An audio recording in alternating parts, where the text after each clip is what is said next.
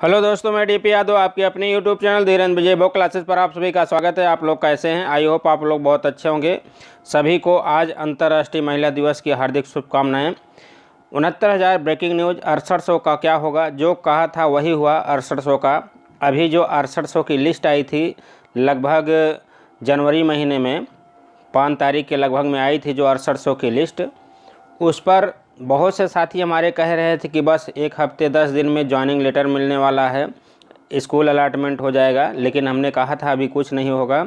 ये समझ लीजिए इलेक्शन है, इसलिए अभी विभाग ऐसा कर रहा है। अभी कोई जो है इसकी आगे की प्रोसेसिंग नहीं होने वाली है। सेम टू सेम वही हुआ। अब इसमें है आरक्षण क्या 27% या 21% पूरा होगा या सिर्फ 6800 पर ही सिमट जाएगा। देखिए ओबीसी को लगभग 27% के स्थान पर 3.86 मिला था। फिर उसके बाद एससी को 21% के स्थान पर लगभग 16.46 मिला था। इस तरह से तो ओबीसी और एससी दोनों कैटेगरी का रिजर्वेशन पूरा नहीं हुआ था। इस तरह से लगभग ओबीसी और एससी टोटल सीट 18 से 19 हज़ार सीटों का घोटाला हुआ था। लेकिन विभाग जो है सिर्फ 6800 को एक्सेप्ट किया और 6800 की लिस्ट निकाल दी। वो विभाग सोचा कि 6800 में ही हमारा काम हो जाएगा, लेकिन ऐसा नहीं हुआ।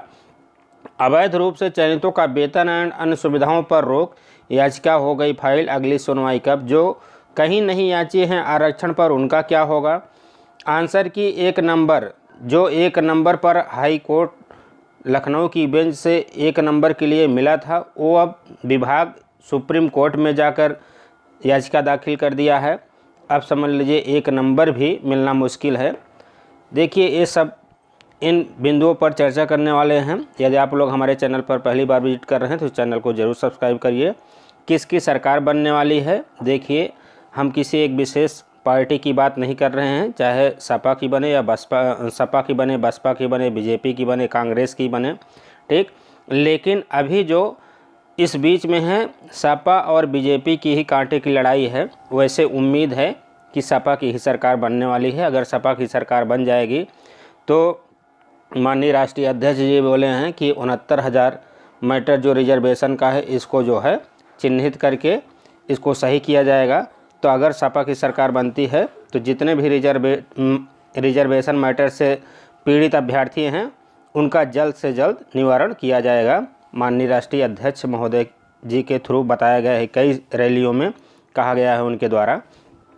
देखिए इसमें है कि अवैध रूप से जो चयनित हैं उनका वेतन रोक दिया गया है और फिर उसके बाद जो है रोका नहीं गया है। कहने का मतलब इस पर एक इम्प्लीमेंट फाइल होगी। अभी जो इरशाद सर की बेंच में सुनवाई हुई थी उसमें कहा गया था, जो अचयनित साथी हैं उनके द्वारा कहा गया था कि इन लोगों का जो अवैध रूप से यहाँ ज्वाइनिंग लेटर ले लिए हैं, नियुक्ति पा गए हैं, इन लोगों का वेतन रोक दिया जाए और अन्य सुविधाएं रोक दी जाए सर्विस मैटर से। तो इस पर अभी 22 मार्च को सुनवाई होने वाली है। देखिए क्या होता है। अब ये जो है लगभग 2 से 3 सुनवाई में हो जाएगा, क्लियर हो जाएगा। लेकिन 6800 जनरल के अभ्यर्थियों की सैलरी एंड सर्विस बेनिफिट रोकने की याचिका की सुनवाई पर कोर्ट ने इम्प्लीमेंट के थ्रू आने को कहा है। जैसा कि पिछले ऑर्डर में डीके सिंह ने भी बोला था कि हम सभी लोग कोर्ट में इम्प्लीमेंट फाइल करेंगे। इरशाद सर की बेंच में काफ़ी समय तक सुनवाई होने के बाद जज साहब बोले यदि विभाग 6800 लोगों को अवैध रूप मान लिया है, अवैध रूप से चयनित मान लिया है तो उन्हें बाहर क्यों नहीं किया जा रहा है?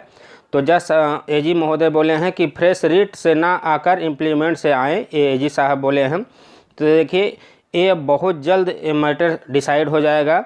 ये कुछ साथी जो हैं इम्प्लीमेंट अब करने जा रहे हैं, अब पार्टी बनाएंगे जिसके तहत जो है बहुत जल्द सुनवाई होगी। अगर ये जो अवैध रूप से चयनित हैं अगर ये भागने लगेंगे तो इनका सर्विस पे जो बेनिफिट है और जो सैलरी है उसको रोकने का कार्य किया जाएगा हमारे साथियों के द्वारा।